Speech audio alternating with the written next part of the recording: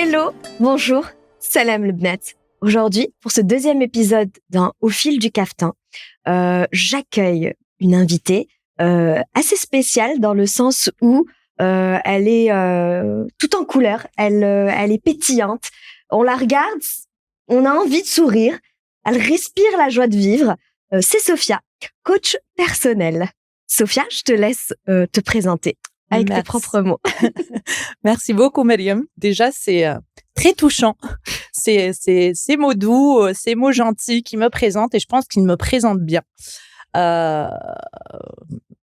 Je suis quelqu'un, alors je suis coach personnel et professionnel, donc je fais les deux et ma particularité, c'est que j'agis sur l'intérieur et l'extérieur. Je m'explique, c'est-à-dire que je vais intervenir sur le développement personnel et professionnel et puis ressortir ça à travers son image. Une fois qu'on est bien à l'intérieur, je pense qu'il est très, très important de l'exprimer à l'extérieur. Pour moi, les deux vont ensemble, les deux sont étroitement liés parce qu'on ne peut pas être bien à l'intérieur et ne pas l'exprimer à l'extérieur. Et tout comme on ne peut pas être bien à l'extérieur et avoir un mal-être intérieur. Les deux sont vraiment liés et vont ensemble. Avant de continuer sur ton parcours professionnel, j'aimerais revenir à la petite Sophia. On va prendre les choses dès le début. Est-ce que tu pourrais me parler de la petite Sophia, enfin? Quels étaient ses rêves, ses objectifs, etc. pour arriver à la Sophia adulte? Bien sûr, je vais me dévoiler. Je pense qu'on est là pour parler et par quoi je peux commencer. Alors, pour parler de la petite Sophia était un garçon manqué. Étonnamment. Ça ne se voit pas, dis donc. Voilà, maintenant je l'exprime à travers ma coupe de cheveux. C'est la part masculine qui est en moi qui ressort aujourd'hui. Je pense que j'ai exprimé longtemps cette image masculine que j'avais pour la simple raison qu'on est dans la famille 3 sœurs, que mon père a toujours rêvé d'avoir un garçon dans la famille. Tout à l'heure, j'ai oublié aussi de parler d'un troisième, alors de moi, d'une autre facette de moi, qui est Sophia l'athlète, la sportive. Mon père étant un grand sportif, il m'a toujours traîné un petit peu avec lui et j'ai toujours été nourrie par ça, nourrie par l'énergie du sport. Du coup, le garçon manqué ou le garçon qui était en moi jouait tout le temps dehors, jouait au basket. Depuis toute petite, je traînais sur des terrains de basket. J'ai joué au WAC pendant longtemps. Mon père rêvait justement d'avoir un garçon. Il m'a toujours dit, tu es le garçon que j'attendais depuis toujours. Donc, je sortais tout le temps avec lui, courir le matin à 5h du matin, il me réveillait. J'avais une moto quand j'étais petite aussi, alors que mes sœurs étaient vraiment les princesses de la famille, les filles qui ont toujours respecté les règles, rentré dans le moule. Et moi, j'ai toujours été la rebelle. Sophia rebelle, exactement. De quoi je me révoltais ou qu'est-ce que j'essayais d'exprimer à travers ce trait de caractère, je pense que c'était la liberté. En fait, j'ai mis longtemps avant de le comprendre. C'est quand je suis rentrée dans le métier de coaching, que je me suis fait coacher moi-même, que j'ai compris que c'était ma valeur de liberté qui s'exprimait en fait depuis mon jeune âge. J'ai toujours cherché cette liberté d'exister, cette liberté d'exprimer ce que j'étais réellement. Et cette liberté de vivre tout simplement dans la vie qui me colle à la peau et m'épanouir pleinement dans cela. Que de beaux mots. Voilà. Je te jure, j'ai la chair de poule. Liberté, oui. s'épanouir. Oui. C'est quelque chose que chaque femme a envie. On a envie d'y accéder. Mais je reviens encore à Sophia, la petite. J'aimerais bien aussi te situer dans le sens où est-ce que c'est parce que tu es la petite dernière que papa a décidé que tu allais être le petit garçon manqué et il en avait marre des poupées, etc. Je n'étais pas la petite dernière. Je n'étais pas la petite dernière. J'étais la cadette. Je suis toujours la cadette. Je le suis toujours. Non, je le suis toujours. Et en fait, c'est au contraire, c'est que je dirais que la première était un petit peu gâtée, ce qui est normal dans une famille. La dernière, gâtée aussi. Et en fait, moi, j'étais celle du milieu, la battante, en fait, de la famille. Celle qui se prenait toujours les réflexions. Celle qui devait assumer le rôle de Rajel. Voilà, Rajel, et de tout porter sur son dos. Je pense que c'est mon tempérament aussi qui a fait que j'ai ouvert la porte à ça. si je me situe à mes sœurs, je pense que les deux ont un caractère, comme je l'ai dit tout à l'heure, un peu respecter les règles, rentrer dans les moules et tout ça. Et moi, avec mon petit tempérament un petit peu rebelle, je pense que mes parents étaient un peu plus autoritaires avec moi. Du coup, j'essayais de me rebeller à ma façon. À ta façon, à ta manière. Voilà. Donc, je n'étais pas justement la petite dernière, mais là, excuse-moi, je t'ai coupé tout à l'heure. Je te laisse finir ce que tu voulais me dire. Non, mais c'est bien. Ouais. Tu mets les points sur les i, c'est très bien. Ouais. On sent ta part de masculine. Exactement. Ne brouillons pas les pistes. Voilà, complètement. On y revient. Voilà. Qu'est-ce que je voulais te dire? Oui. Donc là, c'est l'enfant que tu étais. Le fait d'exprimer ta part masculine en faisant beaucoup de sport, en accompagnant ton papa, etc. Et du coup, on sort un peu de l'enfance. Oui. La fameuse adolescence.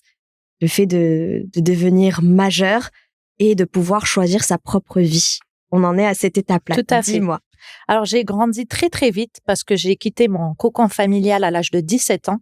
Je suis partie en France, sachant que j'étais très, très proche de mes parents, que ce soit de mon père avec qui je faisais beaucoup de sport ou de ma mère qui était très proche de moi, malgré que je faisais énormément de bêtises. Je suis partie à 17 ans. J'étais le bébé qui s'est envolé de ses propres ailes. Du coup, je dis que j'ai grandi à partir de 17 ans. J'ai découvert la vie à partir de 17 ans et j'ai commencé à me construire à 17 ans. Je suis vraiment sortie de ma zone de confort en partant toute seule à l'étranger, en me retrouvant toute seule sans repères, sans amis, sans famille. C'était très, très difficile. Je me souviens que ma première année était très dure pour moi. Mais encore une fois, j'ai décidé de me battre. J'ai décidé de me construire toute seule et j'ai décidé de prouver peut-être à mes parents, mais en même temps à moi-même, que j'étais capable de réussir toute seule. Du coup, c'était très, très difficile. J'ai dû puiser de la force au fond de moi. Et en fait, j'ai retrouvé un petit peu mes repères et ma force dans le sport. Je le dis et je le répète toujours, à chaque fois que ce soit dans la vie de tous les jours, dans mes coachings, dans mon travail, auprès de mes coachés, mon équilibre aujourd'hui et mon squelette, c'est le sport. C'est le sport. C'est là où je me nourris, c'est là où je vibre, c'est là où je recharge mes batteries et c'est là où je me retrouve tout simplement. Moi, je vais me faire l'avocate du diable là tout de suite. Si des auditrices écoutent ou voient ce podcast à un certain moment, peut-être, je dis bien peut-être, je l'espère pas pour toutes quand même, va se dire bon elle a dans sa life عندها الرياضه كتقدر دير الرياضه انا عندي الدار عندي الماكله عندي الاولاد اجي باينه ما مجوجه ما والده عطيها غير الضحك والتكركير. En disant ça, Mariam, il y a beaucoup de personnes qui me disent ça. Ils me disent tu passes ta vie au sport. Or que non, pas du tout. J'ai un métier qui est très prenant. Je me réveille tous les matins très tôt pour emmener mes filles à l'école et j'en ai 2. J'ai 2 filles de l'âge de 7 ans et 11 ans qui grandissent trop vite, Amine. Et du coup, j'ai une vie aussi. J'ai une vie sociale. Et en fait, j'essaye d'équilibrer ma vie, d'équilibrer chaque domaine de vie au quotidien. C'est-à-dire le travail, le perso. Et dans le perso, j'englobe moi, mon bien-être. Donc, c'est là où j'intègre le sport, ma vie sociale, bien sûr, avoir des amis et puis une vie sociale, quoi, aller puiser de l'énergie aussi ailleurs. Ma famille, ma grande famille, donc mes parents, ma sœur, qui est très, très présente au quotidien. Qu'est-ce que j'ai dit? Le pro, le perso, le couple aussi, m'a accordé du temps aussi à mon chéri. Et j'essaye d'équilibrer tout cela. Et pour pouvoir équilibrer tout cela, il me faut de l'énergie. Et c'est là où je renvoie vers le sport. Donc, moi aussi, j'adore les gens qui disent « Oui, mais j'ai pas le temps de faire du sport. » Mais on trouve toujours le temps. Tout comme on a le temps de manger, de s'habiller, de se laver, ça fait partie de mon quotidien. Et c'est quelque chose que je négocie même pas, sur lequel je ne fais pas d'effort parce que c'est quelque chose qui fait partie intégralement de mon quotidien tous les jours. En fait, c'est le schéma. Exactement. Toi, ton schéma, c'est je me nourris de ce sport-là pour pouvoir faire plein de choses tout autour. Alors que pour certaines femmes aussi, le sport, c'est une corvée parce que elles se disent il faut d'abord que je gère tout ce que j'ai à gérer en tant que femme marocaine. C'est encore plus délicat des fois. Et après, j'ai dit alors, كيفاش ساعة الساعه ما نقدرش نديرها يديا كتافي انا درت الميناج انا صافي السبور ديالي درتو سي لو ميناج. هادو هما les excuses Mariam, c'est ça, on cherche des excuses pour se faire du bien moralement et se dire à son cerveau mais non je pouvais pas parce que je n'ai pas le temps, parce que j'avais autre chose à faire. Alors que si tu te dis que tu dois faire ça parce que tu n'as pas le choix, ben crois-moi que tu trouveras le temps de le faire entre midi et 2. Moi c'est ce que je dis aux gens, se lever 1 heure plus tôt le matin, sachant que ça t'apporte énormément. Ça a été prouvé scientifiquement que le sport fait du bien au moral, ça va libérer les endorphines qui vont nous faire du bien, qui vont créer de la joie autour de nous, ça va nourrir la dopamine qui est l'hormone de la motivation également, donc ça va nous permettre d'aller de l'avant, de faire des actions positives dans sa journée. Donc, pourquoi hésiter? Donc, les gens qui me disent « je n'ai pas le temps, je n'y arrive pas », je leur dis le plus dur, c'est juste de commencer et prendre l'habitude. Force-toi au début et une fois que ton cerveau s'habituera à cette activité, tout comme il s'habitue à, je ne sais pas, voyager, à faire le ménage, à faire la vaisselle, etc., bah, après, ça devient une habitude tout comme... il y a un truc qui me manque. J'ai pas fait mon sport. Exact. Et même aujourd'hui, j'en suis rendue à ça. Enfin, ça fait longtemps que je fonctionne comme ça. Et crois-moi que quand je ne fais pas mon sport, mon mari me dit prends ton sac et sors de la maison. Ton sac de sport. Oui, non. Ton sac de sport. Non. Prends ton sac de sport et sors de la maison parce que là, t'es insupportable. Oui. Voilà. Et je prends mon sac, ancré. je vais faire mon sport et je rentre avec le big smile. Et crois-moi que c'est agréable pour tout le monde. Voilà. Je veux revenir aussi sur un petit point qui a fait écho. C'est quand tu as dit j'ai vraiment grandi à 17 ans, que ton année, ta première année a été extrêmement dure. En fait, ça rejoint des informations dans le sens où toutes les jeunes personnes qui prennent leur bac, qui vont ailleurs, dans d'autres pays, reviennent après une année. Oui. Parce qu'effectivement, c'est dur d'être seul.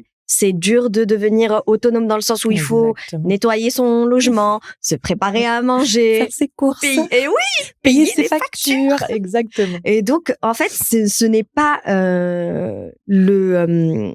les études qui sont difficiles, mais en fait, c'est le fait de grandir, de devenir vraiment autonome, adulte. Je dois me gérer moi. Il n'y a pas maman, ni papa, ni grand-mère, grand-père qui vont être là pour moi.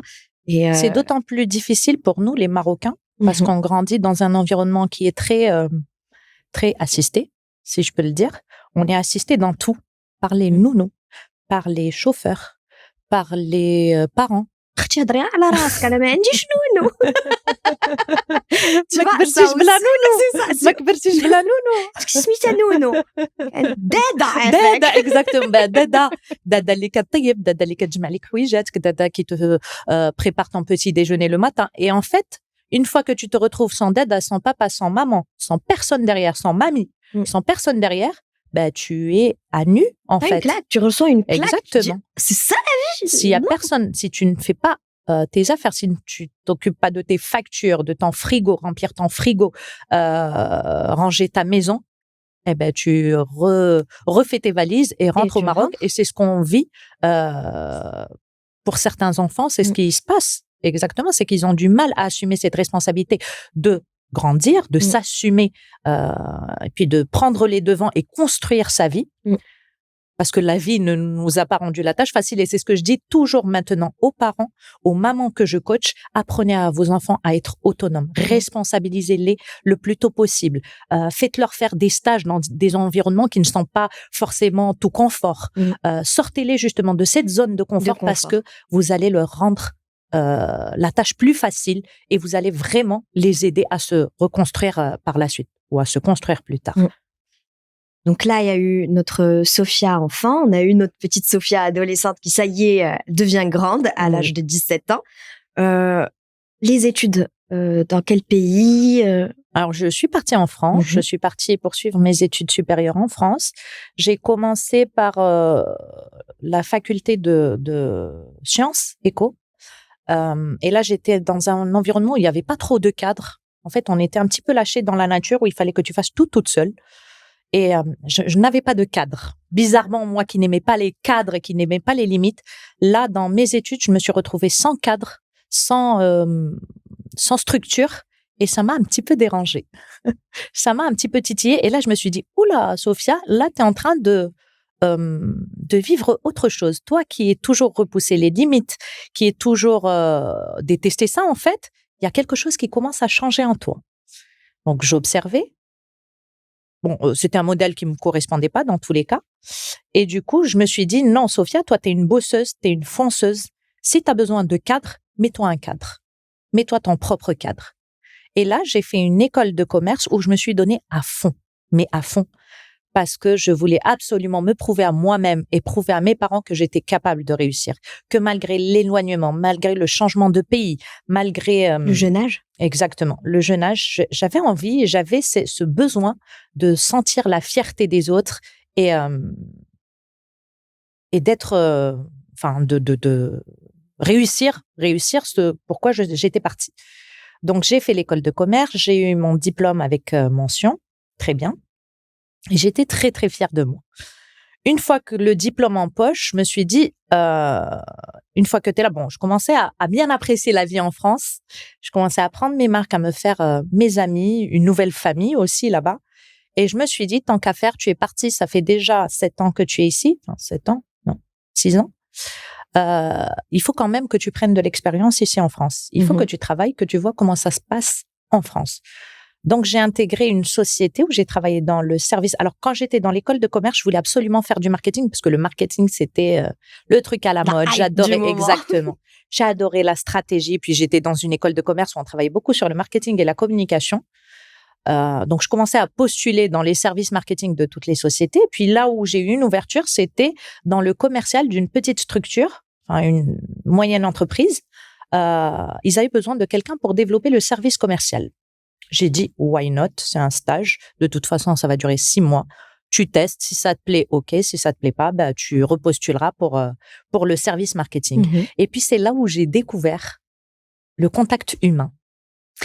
Et je me suis rendu compte que le marketing n'était pas du tout fait pour moi. Parce que rester derrière un bureau à réfléchir stratégie, influence, etc., ce n'était pas ça qui me drivait. Ce n'était pas ça qui me nourrissait. C'était plutôt le contact humain et les échanges. Et en fait, j'ai réalisé que c'était quelque chose que je faisais naturellement, sans effort. C'était inné. Exactement. Et je me suis dit, waouh, j'aime bien ça. J'aime bien le contact humain. J'aime bien rencontrer des gens différents tous les jours. Bouger. Je suis quelqu'un qui adore le mouvement aussi. Donc, j'ai retrouvé un petit peu aussi cette valeur-là du mouvement, de l'énergie dans le commercial. Donc, j'ai une autre question, excuse-moi, à te poser. Je reviens vers ce que tu as dit parce que ça… Je me suis dit, tiens, mais si tu étais un homme, si tu étais un homme à ce moment-là, parce que tu avais dit, oui, en fait, quand j'étais jeune, je voulais dépasser ce cadre.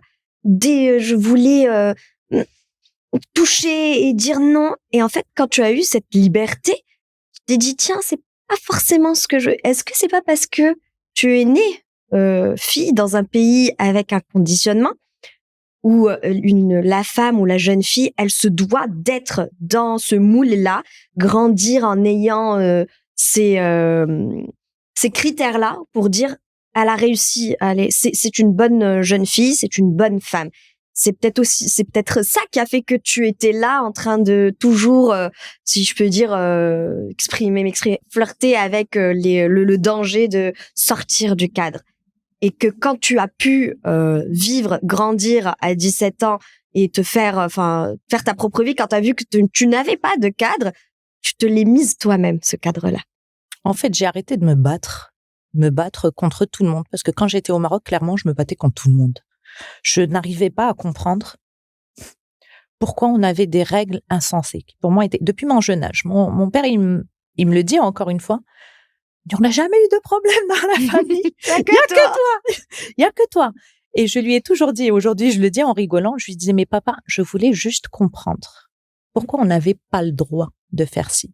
Pourquoi on n'avait pas le droit de faire ça. Et tant que tu ne me donnais pas une réponse convaincante, qui était par exemple le regard de l'autre, j'ai toujours eu du mal avec ça. J'ai grandi avec ça. Attention à ce que tu fais, parce que les autres vont dire ça. Et je me disais, alors que j'étais jeune, je n'avais pas encore ce mindset d'aujourd'hui. Et je lui disais, et alors? Et s'ils disent ça, ben, ils ont le droit de penser ce qu'ils veulent, quoi.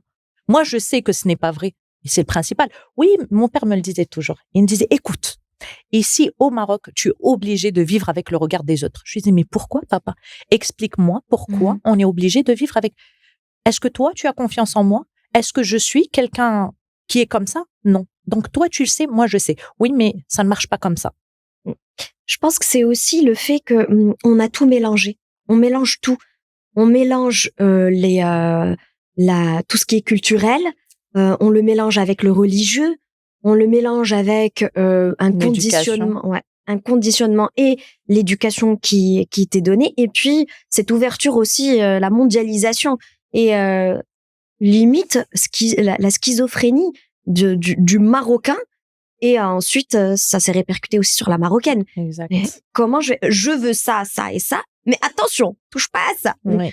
Si tu veux ça et ça et ça, faut forcément que je passe par cette case-là que tu m'interdis. Oui.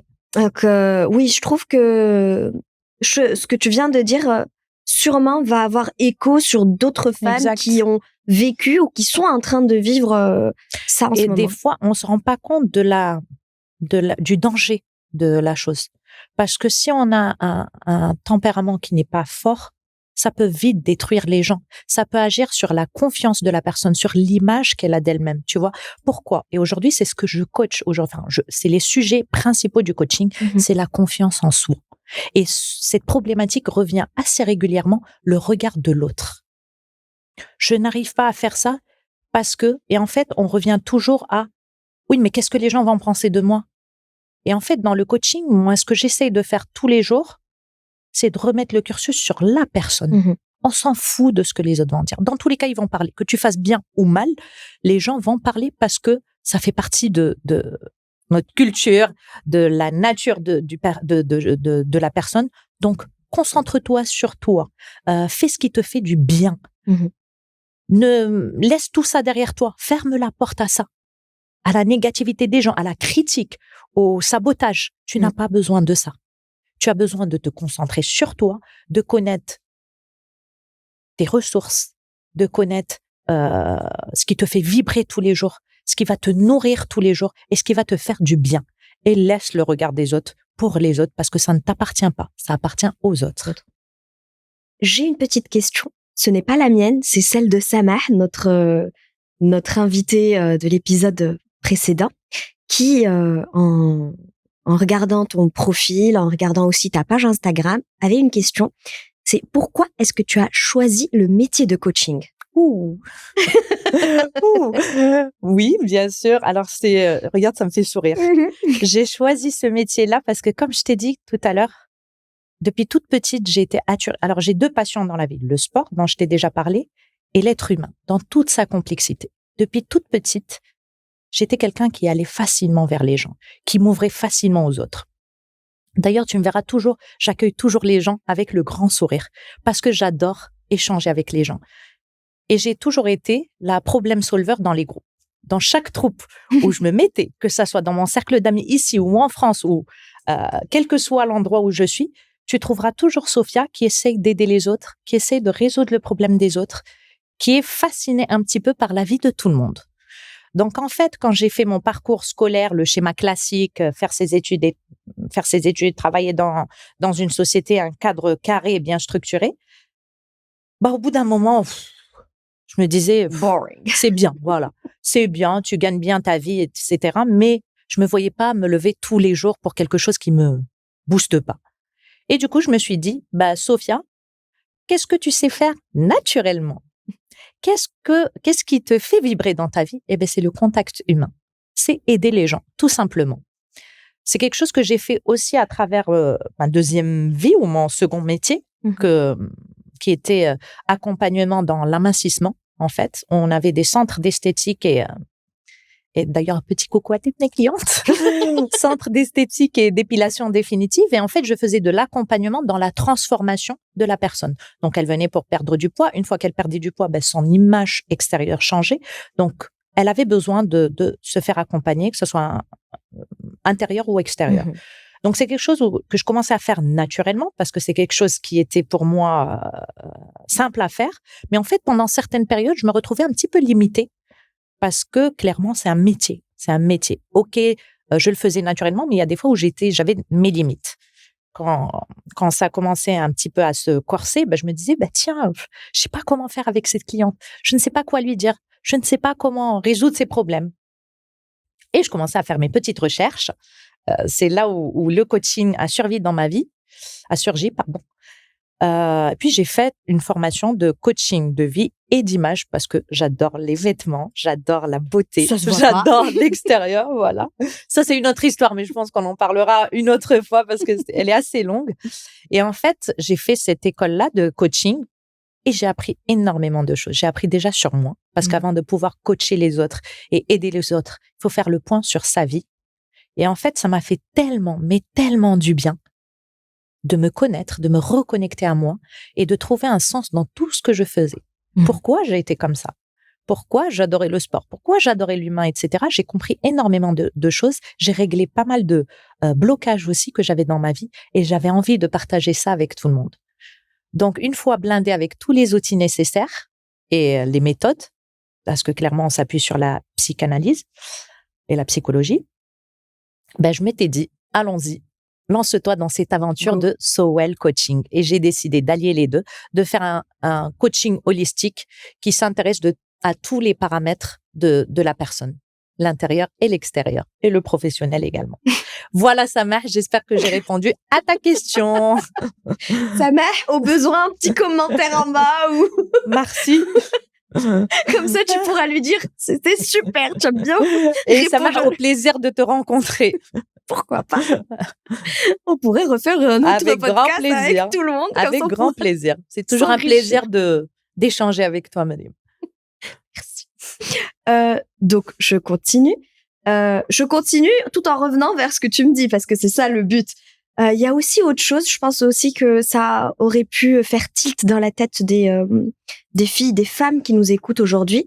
Tu as dit, dans ton travail de coaching, il y a l'intérieur et l'extérieur. Si par exemple, tu as 2 clientes, où l'une, l'extérieur est rayonnant, et en fait, elle vient te voir parce qu'il y a quelque chose qui va pas, et quand tu creuses avec elle, c'est l'intérieur qui va mal, et une autre, c'est le contraire. Toi, en tant que professionnel, quel genre de cliente sera beaucoup plus dur à coacher, ou alors c'est tout pareil? Alors, c'est 2 démarches qui sont complètement différentes. On touche toujours, ça reste de l'accompagnement, mais en fait, dans le coaching en image, on va intervenir sur l'image. Je vais apprendre à connaître la personne. Déjà, j'ouvre la parenthèse juste pour expliquer ce métier-là qui est pas très, très connu au Maroc. En fait, les gens ont tendance à l'associer au relooking. C'est-à-dire que j'arrive et je te dis à la Christina Cordula, ma chérie, magnifique. Voilà, t'es magnifique. Je ne vais pas te juger et je ne vais pas juger ton corps pour la simple et unique raison que je ne te vois pas comme toi tu te vois et je ne connais pas l'image. Ça se trouve, moi j'ai envie de t'emmener quelque part alors que toi c'est pas l'image que tu souhaites projeter. Donc j'apprends vraiment à connaître la personne et c'est là où on rejoint le coaching. C'est vraiment ouvrir une parenthèse où tu apprends à découvrir la personne, à connaître ses blocages, ses limites, ses croyances. Des fois, on a des fausses croyances, etc. Une fois que tu maîtrises ça, tu peux agir sur l'image. C'est-à-dire que je vais t'exposer devant le miroir et je vais te poser un certain nombre de questions. Qu'est-ce que tu vois en face de ce miroir? Quelles sont tes zones de gêne? Qu'est-ce que tu apprécies le plus chez toi? Et en fonction de ces éléments-là, je vais te guider et t'accompagner et te conseiller. Donc je vais intervenir avec mes conseils pour que je puisse t'emmener vers cette image-là que toi, tu souhaites projeter. En revanche, dans le coaching de vie, en aucun cas, je ne te donnerai de conseils. Je ne suis pas là. Je n'ai pas la posture de psy. Déjà, c'est là où il y a la différence entre les psys et les coachs. En fait, je vais juste te guider à allumer les lumières dans le coaching de vie. Je ne te jugerai pas, je t'écouterai. Et j'essaierai d'aller creuser au fond de toi pour que tu trouves tes propres réponses. Les réponses, c'est toi qui les apportes. Moi, je ne fais que te guider, t'apporter une petite lumière pour que tu puisses voir les choses d'un autre angle de vue, tu vois. Changer uniquement de lunettes parce que des fois, on a une vérité qui n'est pas une réalité, on va dire, qui est juste une interprétation. Et des fois, tu vas te bloquer, tu vas te braquer parce que tu penses que cette vérité-là, c'est elle qui drive ta vie. Et moi, je t'apporte juste une petite lampe torche où on allume la lumière et je te dis, regarde Mariam, regarde toutes les possibilités que tu as devant toi. Est-ce que tu es capable d'aller vers là ou est-ce que tu es capable d'explorer un autre chemin? Et c'est là où toi, en fait, tu prends conscience des choses. Donc, c'est là la La différence différence entre les deux, entre le conseil en image et le coaching de vie. Pour répondre à ta question de tout à l'heure, il n'y a pas de dur ou de pas dur parce que les deux, encore une fois, reviennent à l'humain. Mais souvent, je souris parce que tu as touché un point que je rencontre tous les jours. La personne qui vient pour l'intérieur, une fois qu'elle rayonne à l'intérieur et qu'elle réussit à trouver cette sérénité, son équilibre, exactement, ce fameux épanouissement dont tu parlais au tout début d'émission. Ça va se voir à l'extérieur et des fois, elle a du mal à l'exprimer à l'extérieur. Donc, on va travailler l'extérieur. Donc, souvent, mes clientes dans l'image se transforment en clientes dans le coaching de vie et vice-versa. Une fois qu'elle vient, que son étiquette extérieure est relativement bien ou qu'elle n'y accorde pas vraiment de l'importance, si elle vient pour l'extérieur, après, on décèle certaines choses qui ne sont pas, qui bloquent un petit peu ou qui titillent un petit peu la personne. Et là, on va direct vers l'intérieur avant de s'occuper de l'extérieur. Non, en fait, dans tout ce que tu es en train de dire, l'idée phare, c'est en fait, c'est un équilibre. C'est tu ne peux pas soigner juste l'extérieur et te donner à 100% ton image externe si en dedans, il y a quelque chose qui va pas. C'est ça. Et même chose, si tout va bien et que ton image, c'est pas ça, on va te regarder et on va sentir qu'il y a quelque chose. Exactement. C'est pas harmonieux, il y a un truc qui va pas. Exactement. Alors que quand on prend le temps de se poser, et c'est aussi un message très fort d'ailleurs, Au fil du cafetin, c'est aussi cette idée-là, c'est de se dire, allez, on laisse le regard des autres de côté et on prend un moment, on inspire, on expire, on se dit, c'est moi, أنا مالي شنو بغيت ندير كيفاش مال حياتي علاش أنا بحال هكا شنو هو المشكل كيفاش نقدر ندير باش Oui, pour souffler. Et là, j'adore ce que tu viens de faire à Mariam, parce que c'est ça qu'il faut faire. Tu vois? Et c'est ça qu'il faut faire. Le raccourci, l'environnement, c'est toi, c'est ta bulle à toi. Mali, qu'est-ce que je m'en fous des regards des autres? Et c'est ça. Accepter, en fait, de rentrer dans cette bulle-là, de t'enfermer dans cette bulle-là et accepter aussi de te confronter à tes peurs. De quoi j'ai peur? De quoi finalement j'ai peur? Qu'est-ce qui me freine à faire ça? Là, tu vas rentrer dans une zone de frein. Tu vas te heurter à beaucoup de freins. Et des fois, en fait, faut savoir que quand on veut apporter une transformation, quelle qu'elle soit dans sa vie, on va être confronté à ça, à des freins qui vont faire que, au lieu d'avancer, on va reculer. Et ça, c'est bon. Moi, je dis aux gens, n'ayez pas peur, parce que une fois que tu rentres dans cette zone-là, que j'appelle moi la zone des peurs, c'est là où tu es dans le chemin vers la transformation. C'est là où tu vas rentrer dans une zone de grandeur parce que tu vas confronter tes peurs. Tu vas savoir pourquoi tu as peur de l'autre, du regard de l'autre, pourquoi tu as peur de perdre le contrôle, pourquoi tu as peur de ne pas avancer, pourquoi tu as peur d'échouer. Et une fois que tu auras réglé ça, tu te sentiras... Tu t'exprimeras pleinement. Exactement. C'est génial. Ouais. Écoute, Sophia, est-ce que tu as, je sais pas, peut-être une expérience professionnellement avec une cliente qui t'a touché, que tu voudrais partager avec les auditrices, ou alors encore quelque chose que toi-même tu as vécu, que tu voudrais partager pour aider les auditrices qui nous écoutent? Alors, oui et non, mais en fait, ça rejoint. En fait, c'est quelque chose que je retrouve dans tous mes coachings. En fait, quand j'ai fait ma formation, j'avais une question qui revenait tout le temps dans ma petite tête. C'est mais comment je vais choisir mes clientes? Comment je vais réussir à convaincre mes clientes? Et c'est une question que j'avais posée à ma mentor à l'époque, Julie, que je salue au passage. Et je lui ai dit, mais Julie, comment on va faire? Elle a rigolé. Elle m'a dit, tu penseras à moi, Sophia, mais tu attireras les clients que tu mérites. Et c'est quelque chose aujourd'hui. En fait, il y a un effet miroir à chaque fois dans mes coachés. Je me retrouve dans mes coachés. Et en fait, c'est soit ça passe, soit ça casse. Donc, quand ils arrivent, ils savent que moi, ma couleur et ma signature de coach, c'est l'énergie, c'est le mouvement. Je ne suis pas là pour raconter des histoires, pour faire de la méditation. Ce n'est pas du tout mon truc. Et il y a d'autres coachs pour ça. Ça. Chacun a sa couleur et la mienne, c'est ça. Donc, à chaque fois, en fait, que je rencontre une coachée, que je commence à discuter avec une coachée, tu me verras toujours sourire. Alors, je raconte pas pourquoi, mais c'est parce que je pense à ma mentor et je me dis, tiens, cette personne-là me ressemble ou vient chercher en moi ce que moi j'ai déjà et que je peux donner facilement aux gens. Tout est question d'énergie. Exactement. C'est vraiment, et je pense que le monde fonctionne comme ça, l'humain fonctionne comme ça. Il faut se faire confiance dans la vie et il faut faire confiance à son intuition également et accepter de se confronter à soi.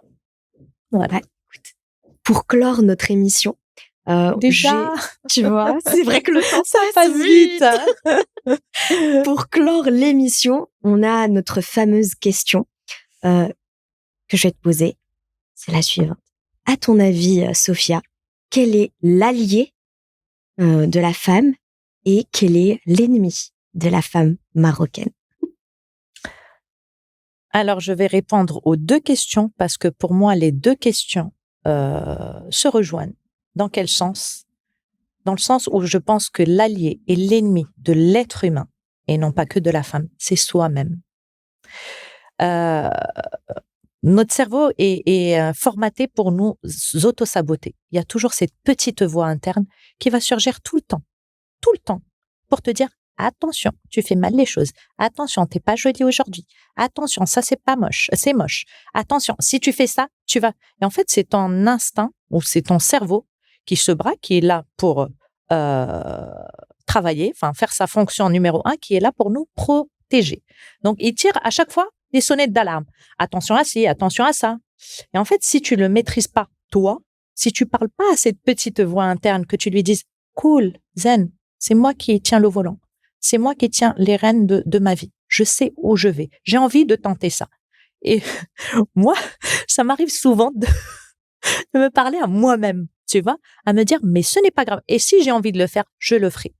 Et en fait, c'est pour ça que je dis, notre meilleur ennemi et notre meilleur allié, c'est nous-mêmes. On peut en faire un allié si on se met d'accord avec lui, si on le rassure, si on rassure cette petite voix interne, si on met en place des petites actions pour lui dire, ben regarde, j'en suis capable. Et si je tente ça, j'ai envie de l'explorer. C'est moi qui ai envie d'y aller. Alors, vas-y, fais-toi confiance. Et mets-la en veilleuse des fois, cette petite voix interne qui sabote tout le temps ce qu'on a envie de faire. Voilà. Bah écoute, sur ces belles paroles, merci Sophia. Merci à toi, Mariam, c'est un vrai plaisir. Donc sur ces belles... Petit peu d'eau. Je pense qu'on a trop parlé, madame. Bien, écoute, sur ces belles paroles, je te remercie d'être venue. Merci à toi. J'espère que nos auditrices auront pris ce moment pour elles, pour écouter ce podcast, peut-être le voir. Donc, comme à chaque fois, juste en bas là, il y a notre Instagram, afin que vous puissiez nous suivre, peut-être témoigner, écrire, poser des questions, mais aussi sur les autres plateformes. Je vous laisse le lien afin que vous puissiez cliquer dessus et voir d'autres épisodes si celui-ci vous a plu. Au revoir, Salam al-Benet et à très vite.